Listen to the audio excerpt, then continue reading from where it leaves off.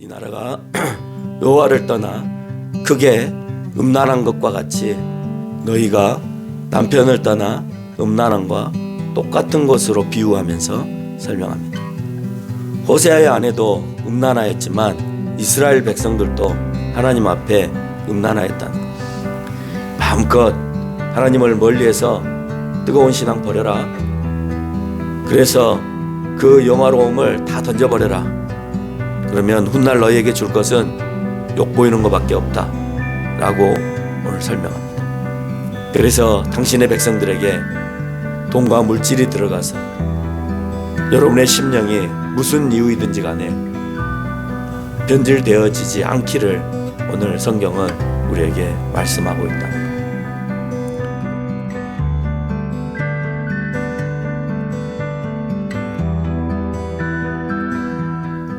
북이스라엘의 선지자입니다.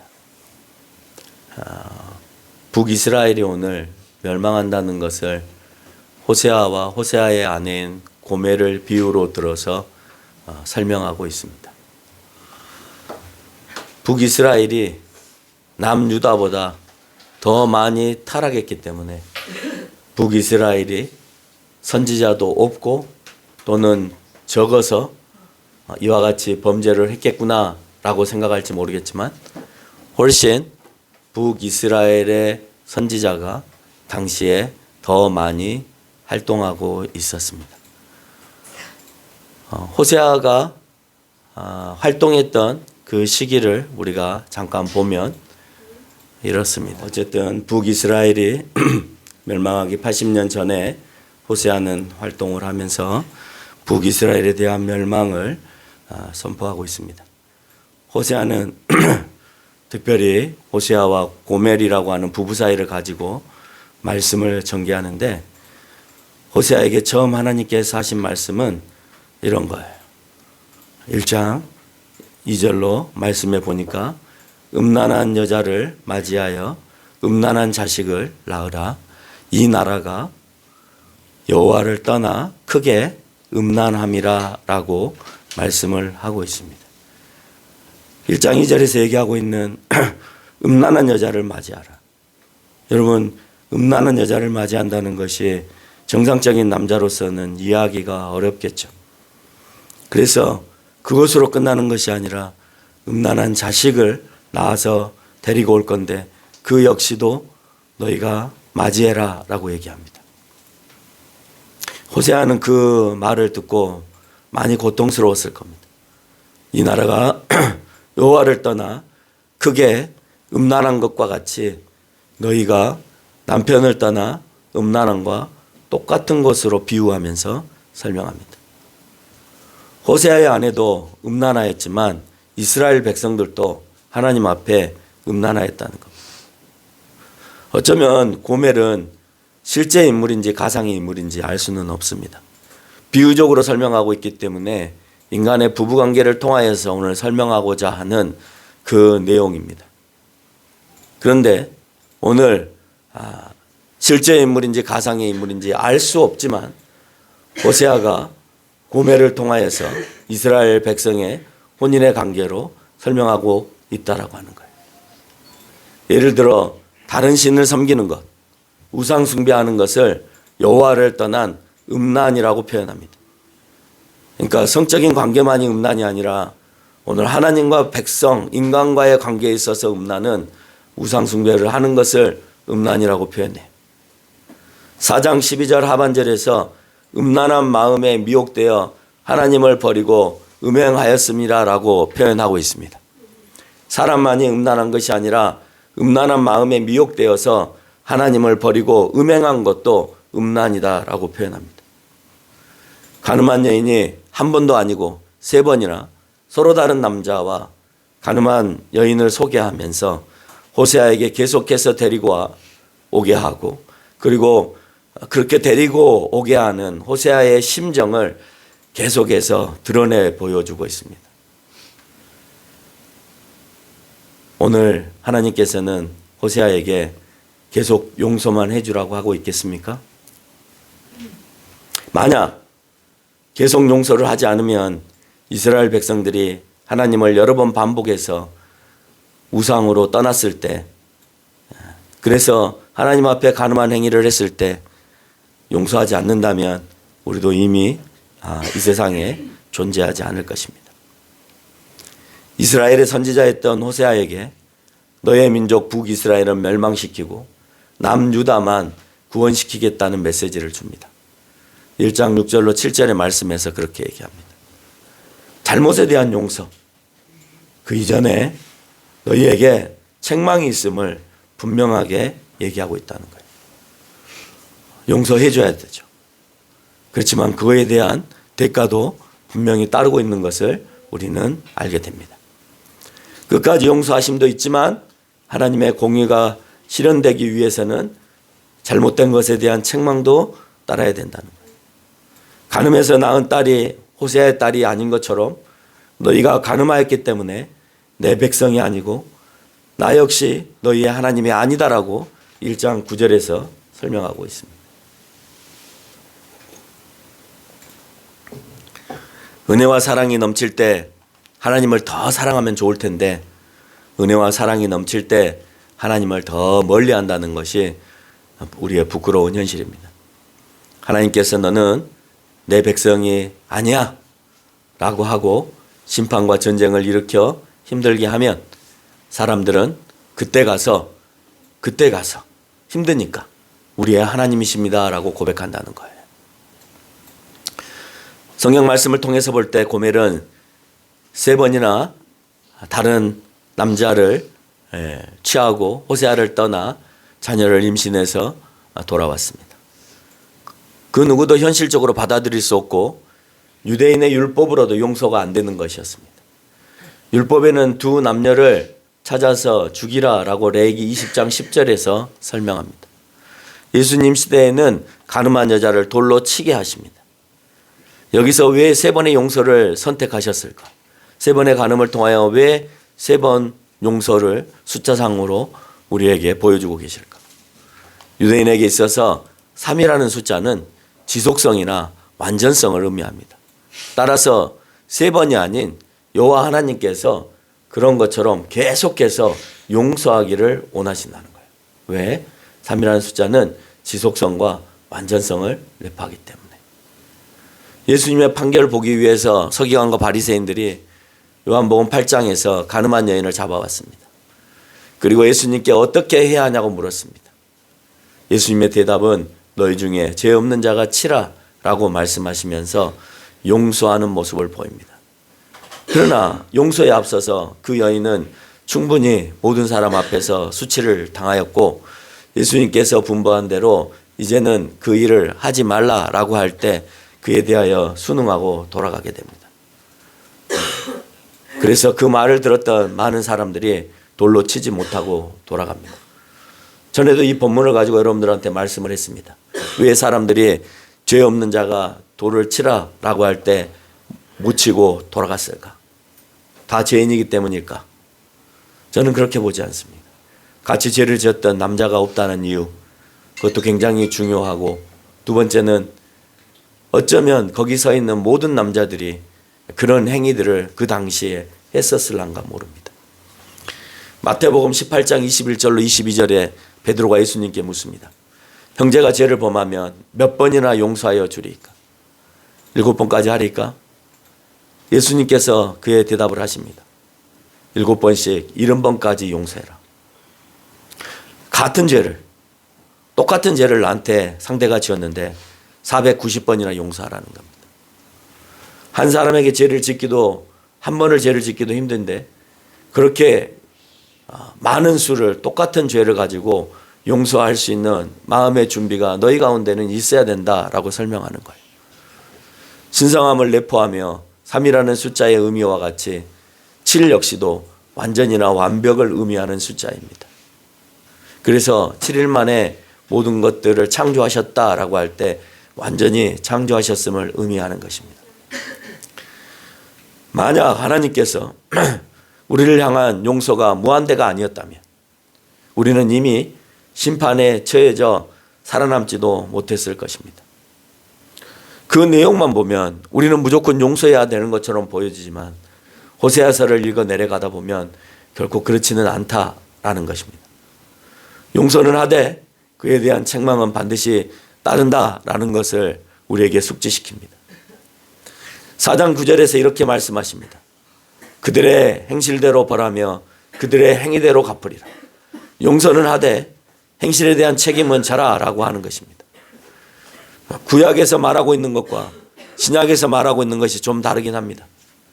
구약에서는 용서보다는 책망, 심판 이런 부분들이 좀 더 강하다면 예수님 시대 때에는 용서의 메시지가 좀 더 강하게 전달되어집니다. 또한 호세아서 2장 2절에서 언급하고 있는 대로 음행을 제거해야 한다. 이 말은 돌아서라라는 것입니다. 용서는 자기의 죄를 고백할 때 이루어지는 것입니다. 죄를 고백함이 없으면 그러면 용서도 없는 것입니다. 그런데 죄의 고백으로 끝나는 것이 아니라 돌아서야 합니다. 잘못된 길을 계속 가는 것이 아니라 잘못된 길을 멈추고 과거의 옳은 모습으로 돌아와야 합니다. 선지자의 아내로 살아간다는 것은 녹록지 않은 삶이었을 겁니다. 한번 생각해 보세요.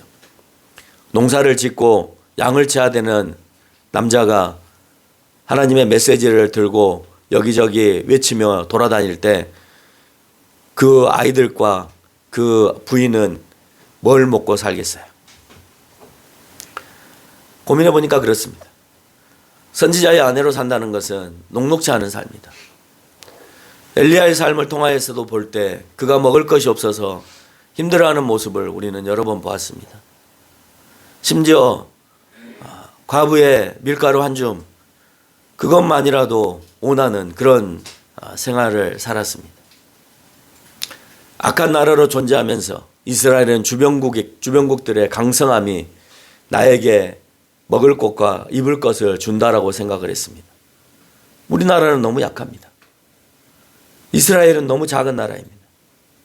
그러니 우리가 강하기 위해서는 주변국들과 연합하여서 그 나라가 섬기고 있는 신들을 섬겨야 우리도 강해질 수 있다고 생각한 겁니다. 그래서 음란한 행위를 거부하지 않고 받아들여야 내가 먹을 수 있었던 것입니다. 우상을 숭배하는 이유가 전에도 늘 말했듯이 상대방의 나라가 강성하고 풍요로운 이유가 그 나라의 신이 강하기 때문이라고 사람들은 믿었습니다. 이스라엘도 당연히 그렇게 믿어야 되는 거죠. 내 하나님이 모든 걸 창조하셨고 우리에게 모든 것을 공급하시는 이가 하나님이시다는 걸 믿었어야 되는데 다른 신들은 믿으면서 자기에게 있는 하나님은 믿지 않았다는 것입니다. 고멜 역시 호세아 2장 5절 하반절에서 언급하고 있듯이 그들이 내 떡과 내 물과 내 양털과 내 삶과 내 기름과 내 술들을 내게 주기 때문에 그 남자를 따라다녔다는 거예요. 왜 음란했냐? 네가 먹을 것을 안 벌어다 줬잖아. 내가 할 수 있는 것은 음란한 행위 말고는 돈을 벌 수 있는 일이 없어. 그러니 내가 그 일을 했어. 전쟁이 터지면 여자들이 제일 불쌍합니다. 먹고 살 것이 없으니까 몸을 파는 술집의 일을 제일 많이 합니다. 이유는 남자들은 전쟁터에 나가서 많이 죽고 여자들이 생계를 유지하려다 보니 할 줄 아는 건 없으니까 술과 몸을 팔아서 그래서 생계를 유지합니다. 슬픈 일입니다. 고멜이 그 얘기를 하고 있는 겁니다. 네가 나에게 벌어준 게 없지 않냐. 그 남자들이 나에게 떡을 줬고 물을 줬고 양털을 줬고 삶을 줬고 기름을 줬고 술들을 내게 주었기 때문에 나는 그 남자를 따라다닌다 라고 설명하는 것입니다. 그렇다더라도 오늘 성경은 따라다니지 않기를 원하고 있는 겁니다. 설사 내가 너희에게 먹을 것을 주지 않는다 하더라도 믿음으로 기다리라는 겁니다. 믿음으로 기다릴 때 너에게 어떻게 공급하시는가를 느끼라는 겁니다. 결국 지금도 하나님보다 그 무엇을 쫓고 있다면 그곳에서 물질이 나오기 때문일 것입니다. 하나님께 드리는 예배보다 여러분 다른 것을 더 쫓기를 사모하고 예배를 드림이 우선이 아니라 내가 다른 것을 향하여서 열심히 걸어가고 있다면 그것은 나에게 물질의 풍요를 허락하고 있기 때문에 그것을 따르는 것이에요. 예배와 하나님을 향한 경외는 마음을 우리는 돈으로 바꿀 수 있다는 점에서 슬픈 일입니다. 하나님을 경외하는 마음이 어떻게 돈으로 바꿀 수 있습니까? 우리 역시도 하나님 앞에 가늠한 이스라엘 백성과 다를 바가 없다라고 하는 겁니다. 아무리 떡과 물과 양털과 기름과 술을 갖다 준다 하더라도 하나님께서 들짐승에게 먹게 할 것이고 우상을 섬긴 만큼 너희에게 똑같이 벌하시겠다고 호세아 2장 12절로 13절에서 얘기하고 있습니다. 그래, 네가 떡을 찾아나서 물을 찾아나서 기름과 술을 찾아나서 그런데 어쩌니 그 고기와 양털을 먹지 못하게 들짐승들이 와서 먹게 하겠다. 너희가 우상을 섬긴 것만큼 똑같이 벌을 내리겠다. 라는 선포를 통하여서 오늘 하나님께서는 호세아를 통하여 이스라엘 백성들에게 없다 하더라도 하나님을 철저하게 왜 너희가 없는지, 왜 너희가 지금 갖고 있지 않는지를 얘기하라는 거예요. 고멜도 마찬가지죠. 네 신랑이 하나님의 일을 위해서 하고 있는데 없다는 이유 때문에 부정한 행위를 했다는 것은 결코 잘못된 것이다 라고 얘기합니다. 결국은 죄 가운데 있는 이스라엘 백성의 패망을 언급하며 그들이 다시 돌아오는 것, 즉 포로로 끌려갔다가 돌아옴이 얼마나 고통스러운가를 표현하는데 아골골짜기를 나오는 것만큼 힘들고 너희가 애굽에서 출애굽에서 나와서 광야 생활을 했던 것만큼이나 힘들다 라고 표현하고 있습니다. 훗날 아수르로부터 멸망당하여서 북이스라엘 백성들이 남유다와 더불어서 페르시아로부터 다시 풀려서 나오겠죠. 나올 때 그들의 고통이 얼마나 심하는가 하는 것을 얘기합니다. 그렇게 고통스러울 때 너희는 다시 나를 찾을 것이다. 예수님과 혼인의 관계를 맺고 공의와 정의와 은총과 긍휼이 여김으로 내가 장가 든다라고 호세아서 2장 19절에서 표현합니다. 고멜과 오늘 호세아의 혼인관계처럼 오늘 너희가 그 고통 가운데서 나와서 다시 언약의 관계를 맺을 때에 다시 너와 같이 혼인의 관계를 맺어서 용서하고 받아들이겠다라는 메시지를 전달하고 있는 거예요. 그래서 예수님은 자기와 자신들의 백성의 관계를 혼인의 관계로 마태복음 22장 1절로 14절에서 설명하고 있습니다. 혼인잔치는 왕이신 하나님께서 그의 아들과 그의 백성들을 위해 잔치를 베푸시는 곳, 천국을 상징하는 말입니다. 그리고 신랑이 언제 올지 모르니 늘 정결하게 등불을 준비하고 기다리라고 말씀하십니다.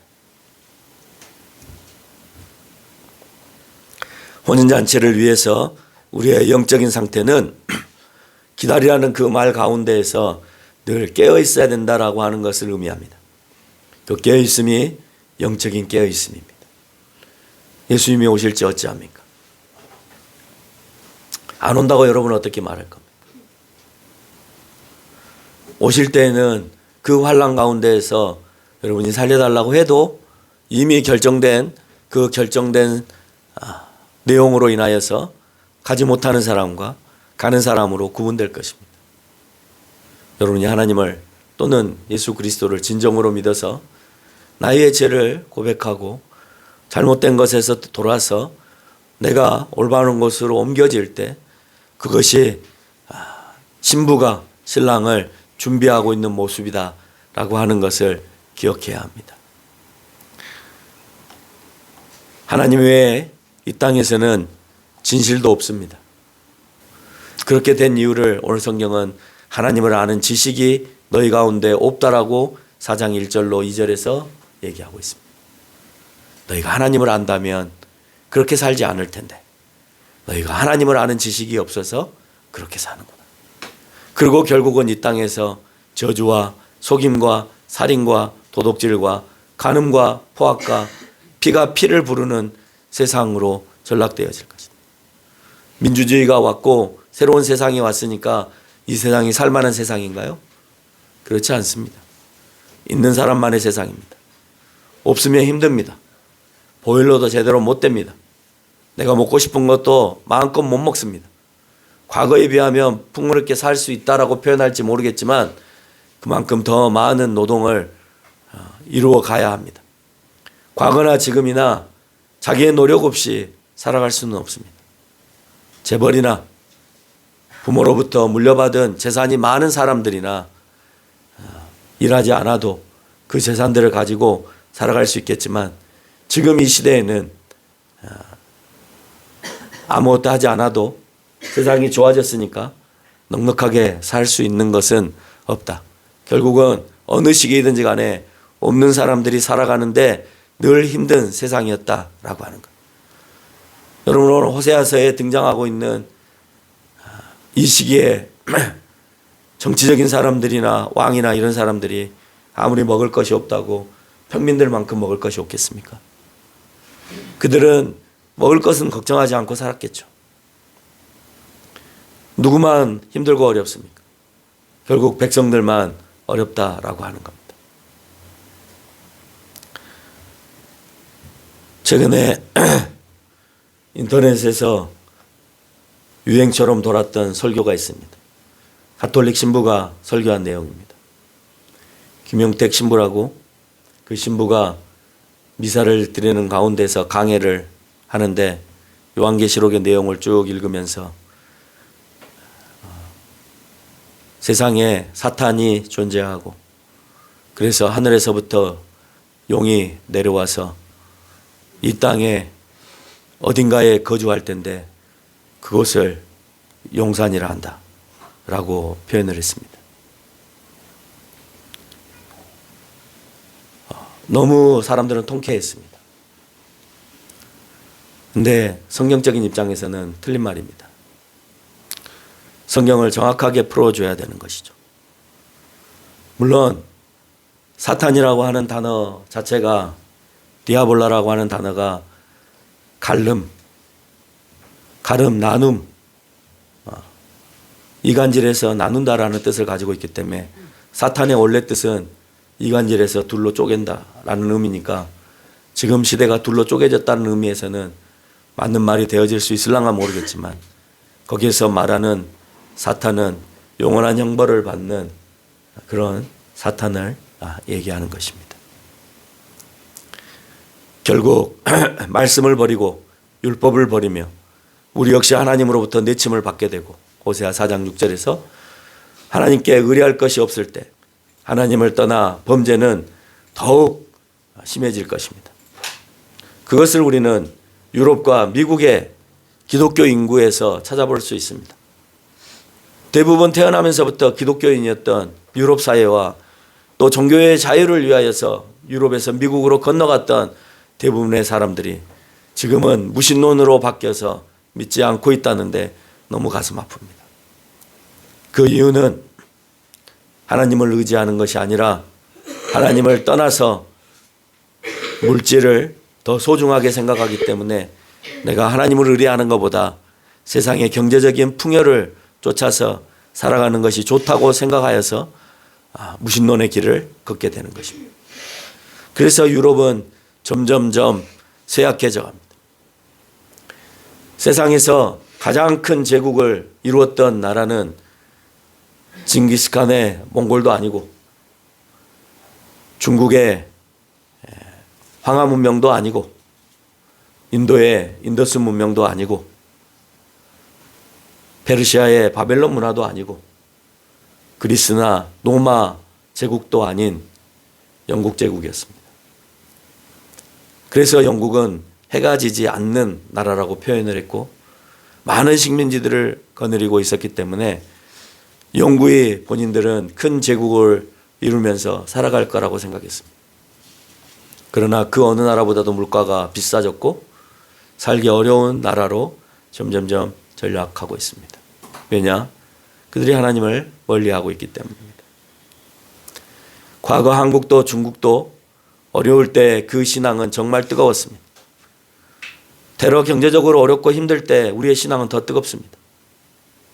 그러나 물질과 삶이 내 가운데 개입하면 그러면 4장 7절에서 얘기하고 있는 것처럼 영화가 변하여 욕이 된다라고 표현하고 있습니다. 마음껏 하나님을 멀리해서 뜨거운 신앙 버려라.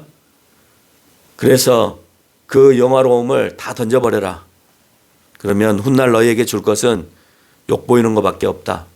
라고 오늘 설명합니다. 그래서 당신의 백성들에게 돈과 물질이 들어가서 여러분의 심령이 무슨 이유이든지 간에 변질되어지지 않기를 오늘 성경은 우리에게 말씀하고 있다는 거예요.